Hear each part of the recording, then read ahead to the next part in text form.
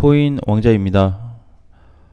어제 밤 9시 45분에 제가 이거 이제 기사를 좀 확인했어요. 그때 이제 미국 시장하고 코인 시장을 같이 한번 좀 체크를 했는데 벌써 발표를 했는지 막 이게 우르르 떨어지기 시작했습니다. 그래서 오늘 이제 보면은 좀 데미지가 나왔을 거예요. 그래서 7.4% 장중에 뭐 거의 8%까지 갔었는데 이더리움도 마찬가지고 이더리움 7% 하락이 됐습니다. 그래서 굉장히 많이 빠졌는데 앞으로 이제 요거를 봤을 때 추가 하락이 나올 건지 안 나올 건지에 대한 부분은 앞으로 조정 기간을 좀 거쳐야 될 것 같다라고 좀 보여집니다. 자, 그러면 자, 지금에서 이제 봐야 되는 게 우리 이제 앞전에 대응을 굉장히 잘하셨어요. 그래서 현금 보유하신 분들은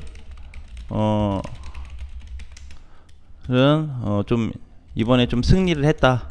이번 시장에 뭐 딱히 뭐 그렇다고 해서 좋은 것도 아니지만은 했고, 자 이제 두 번째는 뭐냐면 이제 하락이 됐잖아요. 하락이 됐기 때문에 조정을 어느 정도 좀 거치냐. 근데 일단은 우리가 걱정할 필요가 없는 게 일단 악재 해소가 됐다고 좀 보세요. 아셨죠? 오늘 이제 시장 이게 비트코인 시장뿐만이 아니고 미국 증시도 이렇게 빠졌어요. 오늘 우리나라 증시도 하락이 되고, 그러니까 이제 전 세계적으로 이게 이슈가 이제 좀 됐으니까 이 부분에 대해서 너무 신경 쓰지 말자. 악재는 끝났다.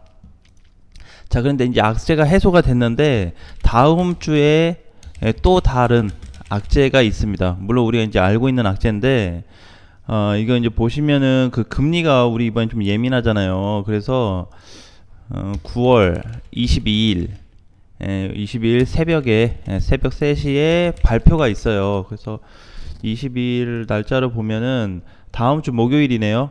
다음 주 목요일. 그러니까 이제 내가 봤을 때는 지금 요거 이제 금리 얘기를 하는 게 다음 주 목요일까지는 좀 시장을 봐야 될 것 같아요. 지금 이제 기간이 만약에 갭이 한 2주 이상 남았으면은 그냥 다른 방향으로 좀 계산을 해볼 수가 있는데, 현재 이제 금리 발표까지 또 며칠 안 남았다 보니까 그때까지 조금 비트코인이나 전반적인 시장들이 좀 약세가 나오거나 조정받은 가능성이 좀 높겠다라고 좀 생각을 했어요. 그래서 지금 이제 하락이 이미 돼버렸기 때문에 더 이상 이제 하락에 대한 부분을 가지고는 우리가 얘기할 필요는 없을 것 같고, 지금 그러면 이제 비트코인을 가지고 있으니까, 아니 비트코인이 하락이 됐으니까 전체적으로 봤을 때 그러면 어디까지 좀 눌릴까? 금리 발표 때까지 혹시 여파가 터진다면 좀 어디까지 올 수 있냐라고 놓고 본다면 앞전에 2600에서 2500까지 공간을 좀 열어두는 게 좋을 것 같아요.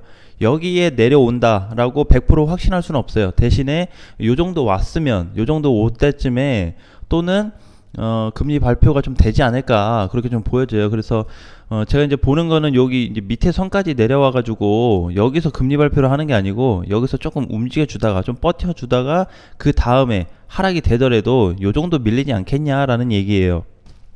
그래서 지금은 이제 현금 보유하신 분들은 다음 주 발표 전까지 별도로 이제 따로 매매는 하진 않고 기존에 그냥 보유하는 거 있으면 그냥 그대로 끌고 가세요. 이미 이거 한 방 맞았는데, 한 방 맞은 게 지금 이게 거래가 상당히 많이 나왔단 말이에요. 그쵸? 물량도 커버렸고, 선물 쪽에서도 보게 되면 비트코인 선물 쪽에서도 물량이 상당히 나온 걸 볼 수가 있습니다. 근데 이게 또 이게 장중에 급격하게 급락이 됐기 때문에 일시적인 반등이 나와서 시장들이 또 빨간불은 켜질 수 있어요. 하지만 절대적인 페이크다라는 걸 꼭 기억하세요. 페이크예요, 페이크. 제대로 올라가서 올라가는 게 아니고 눌림목에 대해서 이때도 마찬가지죠. 눌림목으로 나왔을 때 일시적인 반등 나왔잖아요. 2% 정도. 요 정도는 나올 수 있어요, 지금 시장이.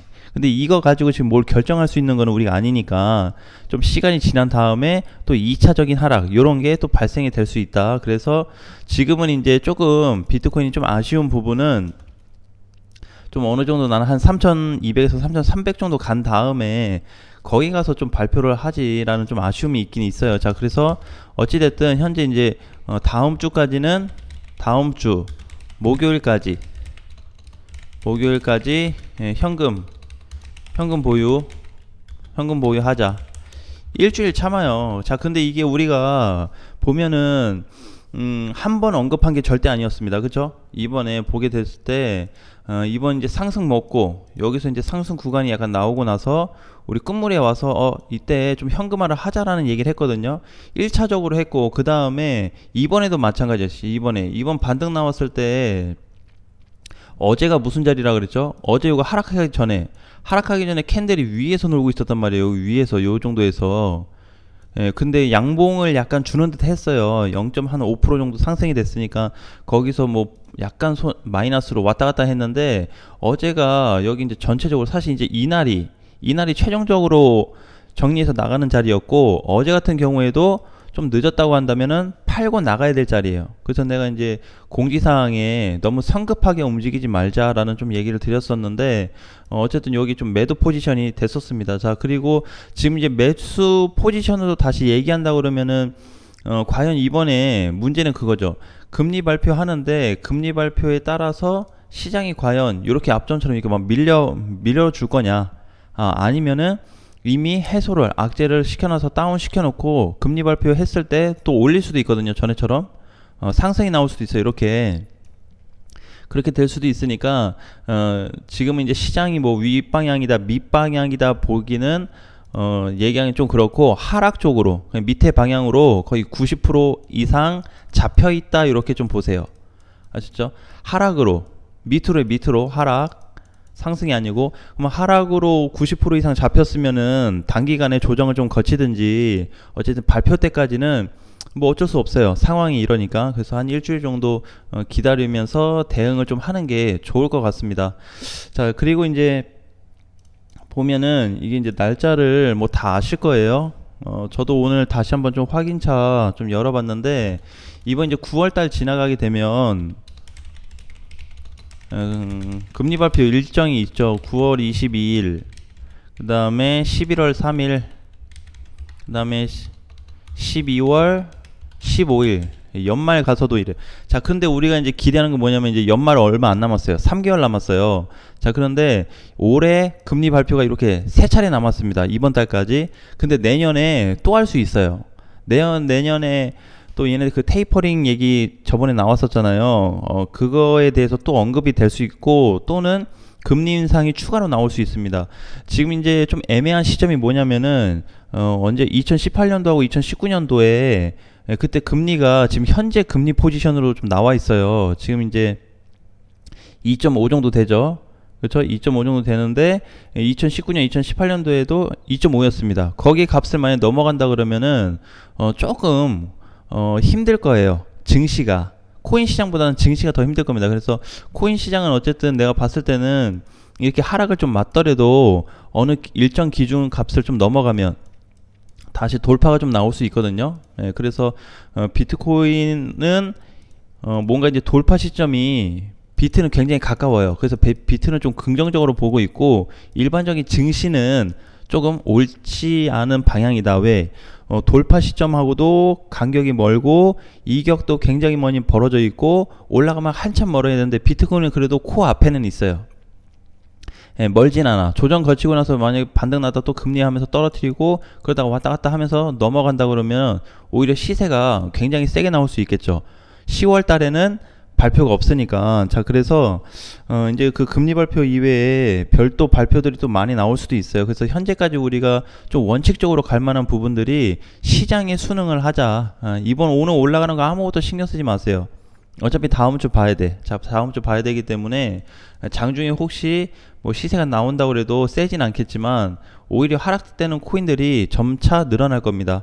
자, 그러면 이제 대략적으로 봤을 때 모든 코인들 기준으로 뭐가 있냐면은 그럼 이제 단타도 좀 힘들까요? 이렇게 좀 볼 수 있잖아요. 근데 지금 단타도 칠 수 있는 위치가 다음 주 발표 때문에 그러는 게 아니고 현재 단타를 치려면 여기서 더 빠져야 되거든요.